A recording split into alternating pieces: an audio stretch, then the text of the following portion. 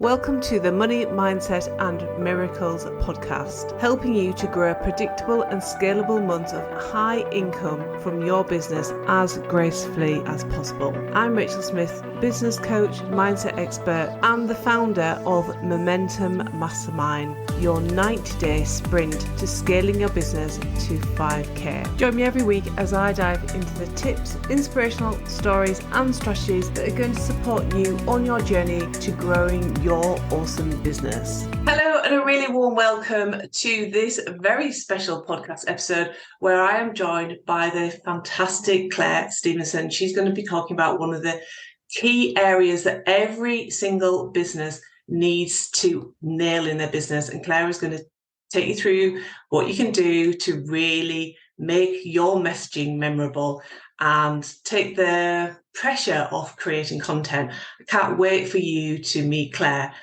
Clair's been in my world for a little while, and her content, honestly, sometimes it just makes me laugh out loud. And there's one story in particular, and Claire will know which one it is, that I'm like, the first time she shared it online, I was like, oh, that is bold. But I think, that is like one of your like amazing attributes, is that you create such content that does stand out and it really resonates with your audience. And I know that you've built a really successful business through that. So let me just introduce who Clair is, and then we'll get into today's content because it is amazing. So Clair is the founder and director of content marketing consultancy Up Write Ltd, teaching business owners how to become their own marketing department. Yes. Knowing what to say and how to say it. Clair specialises in working with coaches, consultants, and other service-based businesses to attract in the right kind of clients. So we're going to be talking about content today. And just before we get into this, Clair, because you, like me, you didn't really set out in becoming a business owner. So can you just share with the audience just your story of how you came to be running this business that you're running today? Yeah, sure. So I was, I think I was just 40, and I had been working since I was 15. And I didn't really know any other way. I'd never entertained being self-employed or running a business. I was telling myself the usual stories. I hadn't done business studies in school or in college. I didn't feel like I was probably motivated or, worked hard enough to be one of those people who ran their own business. And I didn't really, I had no idea of what I could sell or what I would even start a business in. So it wasn't on my radar. I had my third and final baby. I always say final baby. I was adamant there were no more babies after that. And I had just come back to work. It was a perfect storm, really. I had my final baby. I'd hit 40. And I say hit 40, I'd kind of crash landed into 40. And I had just come back from a lengthy maternity leave. And a couple of things happened. I was spending a lot of time sitting in my car on the way to work and on the way home. And I worked it out, and it was 60 hours a month sat in my car. Wow. Commute was awful. And it wasn't time that I was spending with the kids. I wasn't working. I wasn't being productive. I wasn't doing anything I enjoyed. I was just stressed for an hour at the start of the day, really need to get there, and then feeling guilty every day on the way home because I wasn't getting home to be with the kids. So I kind of thought, God, do I want to be doing this in 5 years' time? And is this what I want my life to look like in 5 years' time? And it absolutely wasn't. And then at the same time, a couple of things happened at work. I didn't really feel appreciated. And I thought, why am I doing this? Why am I spending all this time and all this heartache for something that ultimately doesn't feel rewarding at all? So it was a bit of a knee-jerk decision, really. I'd spoken to somebody else who was a copywriter, and they said, oh, you could start your own copywriting business and you could write for other people. And then one day I was driving to work a truck hit me, ripped the side of my car off, took all my bodywork off, and I thought, I am not losing my life for this job. And that was it, really. I handed in my notice and started my business as a social media manager and a copywriter. Amazing. Well, not amazing, you know, all those things that kind of got you to that point, but amazing that you just took that leap of faith and it was just like, I'm just going to do it. It was really interesting, actually, because somebody told me about freelancer groups. And so I posted the question in a freelancer group, what would you do? Would you just quit your job and go for it? Or would you save up for 3 to 6 months and then go for it? And every time somebody answered, oh, I'd save up, I knew in my gut that wasn't what I wanted to do. I knew that I just wanted to go for it. So I did. I said to and luckily, my husband was working full time. And I said to him, just give me a year to get this off the ground. And if it doesn't work, I'll get a job. And, you know, the rest is history. And in October, my business will be 5 years old. Amazing. One of my favourite quotes is from The Artist's Way, which is written by Julia Cameron. And she says, leap and the net will appear. And I think your net definitely appeared at that point, didn't it? It was like, I'm going to hold you. But with that, and this is something I talk to my audience about all the time, is that it sounds like you started your business with really great intention, like, give me a year, let me see if I can make this work. So, you know, did that really kind of propel you forward, really help you to take some of those big leaps that have got you to the point where you are today? Yeah, I think there was a couple of things going on at the time. And previous to meeting my husband and having that final baby, I'd been a single parent for 15 years. So I was quite a resilient person, but also I was quite a resourceful person.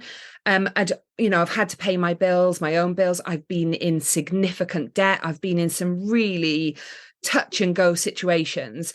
And what that does is it kind of, I always say, you know, I'm like a cat. I've got to land on my feet because there's no other choice. And I think I never treated my husband's job as it was a security blanket, but I never really saw it as that. I always saw it as I have to make this work or I have to go back to work. And I really didn't want to go back to work. Yeah. And that is such a driver, isn't it? And it's very similar to my own story. So obviously you became a social media manager and now that's kind of translated into something quite different, which is about really helping people with their marketing.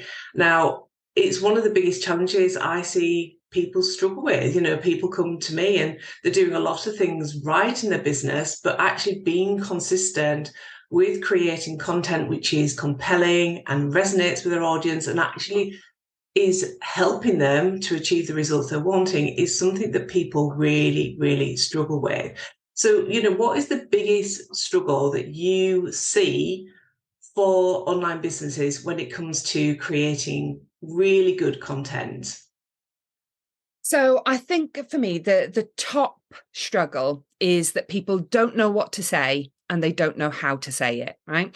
So especially, you know, I work with service-based businesses. So they are, you know, they're coaches, career coaches, executive coaches, they're health professionals. They have a relationship with their clients, right? And they're not just solving one problem and they're not just delivering one service. So what I see a lot of is, look, I do so much. My clients come to me with so many different problems. I don't know where to start. And because they don't know where to start, they're procrastinating because they don't know what the best thing to talk about is. It's like, you know, when, you know, you were a kid and used to stand in front of the sweet counter and you were told that you could choose a sweet and you just didn't know which one to pick because you were so afraid of making the wrong decision and regretting it that you couldn't make a decision. I mean, I was in a restaurant the other day and I was like, oh my God, I don't know what to choose because what if my food comes and then I'll look at someone else's food and I'll think, oh, I should have had that food. And that's really where I see people getting stuck first. There's so much they could be doing. Yeah. And there's an expert over here saying grow your TikTok. There's another expert saying Pinterest is the biggest search engine after Google. And then there's another voice over here saying you must have a YouTube channel. So it's very conflicting, isn't it, about what to do? And I've definitely been like, I'm going to do this, I'm going to do this. And you just spread yourself really thinly. Yeah. And I would say it's really got to make sense. I mean, TikTok might make sense for someone else, YouTube might make sense for another person, Instagram works well for somebody else. It's really about what makes sense for you. Where are your clients? Rather than trying to be doing what everybody else is doing, what is right for your clients? Where are they? Go, where are they first and foremost? You can always add things in, but you have to start with one platform, really nail that message, and then you can repurpose out. Yeah, absolutely. And I think this is something that people need to have the confidence to do that, rather than thinking they've got to do a bit of everything. They've got to have that confidence to say, I'm actually going to really focus on this one thing. And it's the same across the board with lots of the aspects of business, is that people do get really like, oh, I should be over here. And it's like, stay in your lane, keep going, be consistent, and just you will start to see the benefits. But I think it just takes a level of confidence for people to do that. So let's get into your content today, because the thing that you are sharing today is about how to create standout content and memorable messaging. So how are my audience going to do that, Claire? Okay, so the first thing you need to do is you need to be really specific, right? So understanding your ideal client is a non-negotiable starting point for me with any of my clients. We've got to understand who they are. And that doesn't mean, where do they go shopping? What magazines do they buy? If they got a cat or if they got a dog. I mean, that kind of demographic information is important at a later stage. And it's really important if you're selling pet food. But if you're in a service-based business, then you really need to understand, how is their problem impacting their life and how is it making them feel? What are kind of the consequences of not getting that problem solved? And what are all the potential benefits of getting the problem solved? Because you really need to understand what is going on for them, what is prompting them to buy, what are the psychological and emotional drivers, that are motivating them, and what is it going to do for them, the transformation that you're offering. So you have to understand that first, because if you don't understand them, and if you really are just going to say, my ideal client is anyone with money, then if you're talking to everyone, you're talking to no one. And, you're not going to be able to create content that really stands out. For me, the second thing is being really specific about the promise that you're making. So what is someone going to be able to do or have once they finished working with you? And my rule of thumb is to under promise and over deliver, right? But be really, I would say, it's difficult to describe. So I think, we're all looking around, and I think what people can fall into is the trap of comparisonitis. So there are lots of people making standard promises, making, big financial promises or time-based promises. And again, like we said about having the confidence to do less, have the confidence to have a really specific promise and own the value of that promise. Because, if you're looking around thinking, oh, well, I need to sound like that person, or I should offer what that person is offering, then how is anybody going to be able to distinguish you from that person? Yeah. I think another key issue is understanding your ideal client's fears, but also your own fears. So whenever anybody writes content, we play this game where we are mentally rehearsing all the potential responses, right? So, oh, what if they think this? Or what if people, I mean, I was chatting to a client yesterday and she said, she was talking about how she felt at an event last week and how she felt like she'd really become really resilient as a direct effect of this event she's done. But she said she was really reluctant to share how she felt in case people thought she was attention seeking. And I think what we do a lot of the time is we put our content through this fear filter. So we're kind of overly concerned. It's really a natural thing to do. Loads of people do it, but we're mind reading how people are going to respond to our content. And I would encourage people to kind of go, well, if this is your fear, or if you think that people might respond in that way, what is the absolute best thing that could happen? And why don't we start rehearsing those really good responses? Because ultimately, the people who are going to react negatively towards our content, they're not our ideal clients. Yeah. It's the people who are going to read our stuff and go, yes, I agree, or that really touched me, or that happened to me, or oh yeah, I feel exactly the same way. Those are the people that we're writing for. Yeah. And if we are always working to avoid a negative reaction, you're ultimately creating content for people who you don't want to buy your stuff, which is really counterproductive. I think that's such an interesting thing to bring out, actually, Claire. And I think we often talk about, ideal client and just, talking to that one person.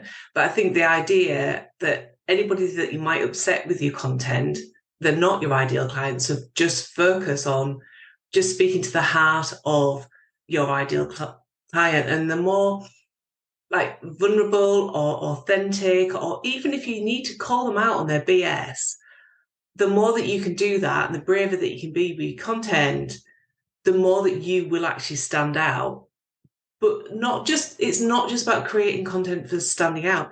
It's allowing people to see themselves in your message, so they know that they're not alone, that they're not the only one who has done something or felt something, and for them to see the value in your messaging, and for them to get something, even if they never speak to you or never see another piece of your content, that they know that that one piece of content has helped them shift forward in some way.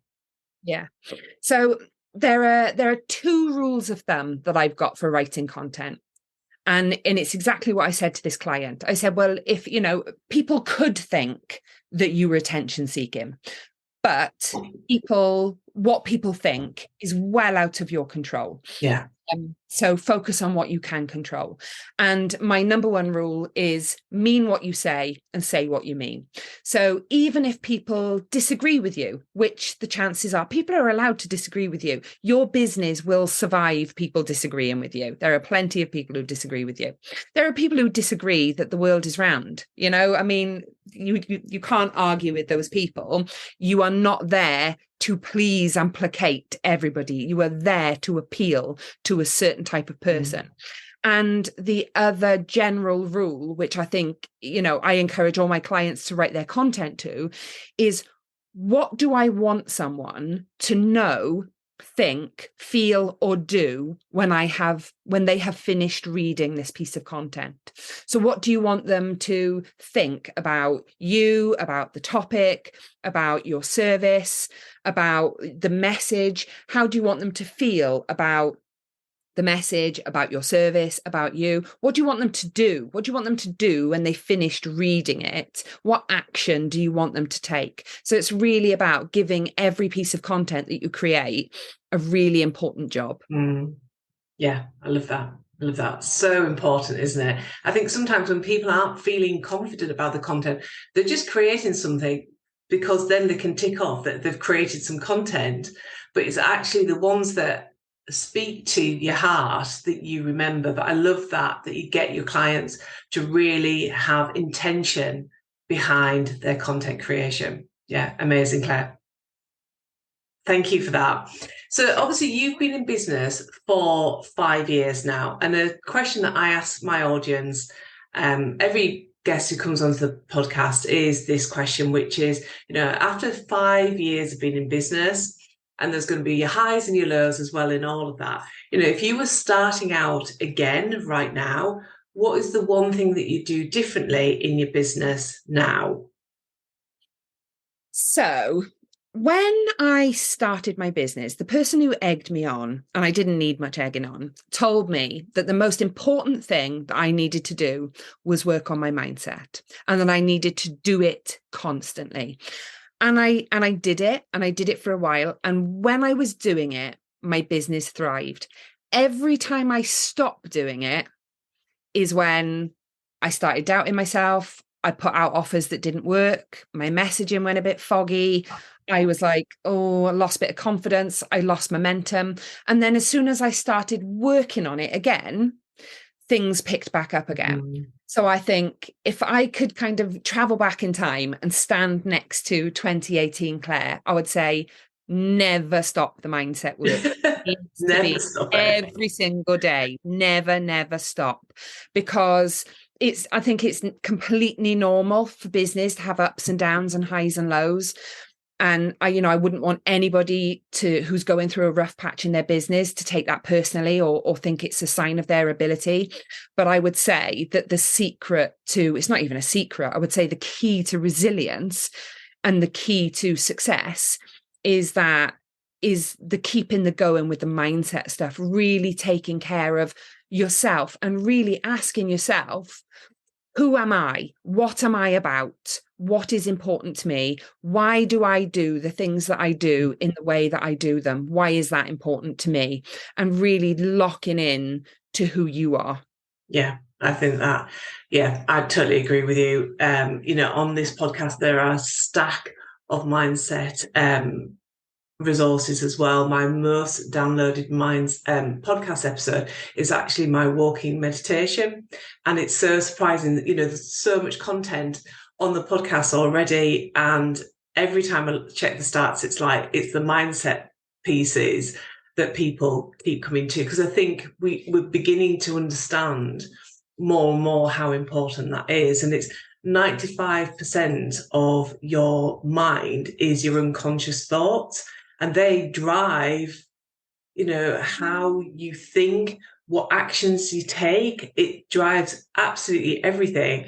So I think you're absolutely right to say that. Yeah, definitely. I'm glad that, that you've got that sorted. Amazing. So thank you, Claire, so much for being here, for being a guest here on the podcast. You have been amazing. So many nuggets there for people to take, and I recommend that people go back and listen to what you were saying, take some notes, and really be brave and very confident in your content creation. For people who are like, oh, I need a bit more Claire in my life, how can people keep in touch with you, Claire? So you can find me on LinkedIn. I am Clair Stevenson, and that's with a V, not a PH. And on my website, I've got loads of freebies. I've got loads of blogs. And so you can just go and binge my stuff. There's loads of how-to stuff on there, loads of free resources. And that is www.upwriteonline.co.uk. Amazing. And I will put your details down in the show notes. So there will be the links to all your social media and to that one as well, so that people can go click on it and just, as I said, have a lovely binge. Claire, thank you so much for being here. You have been amazing. I can't wait for people to listen to this content. Speak to you again soon. Bye.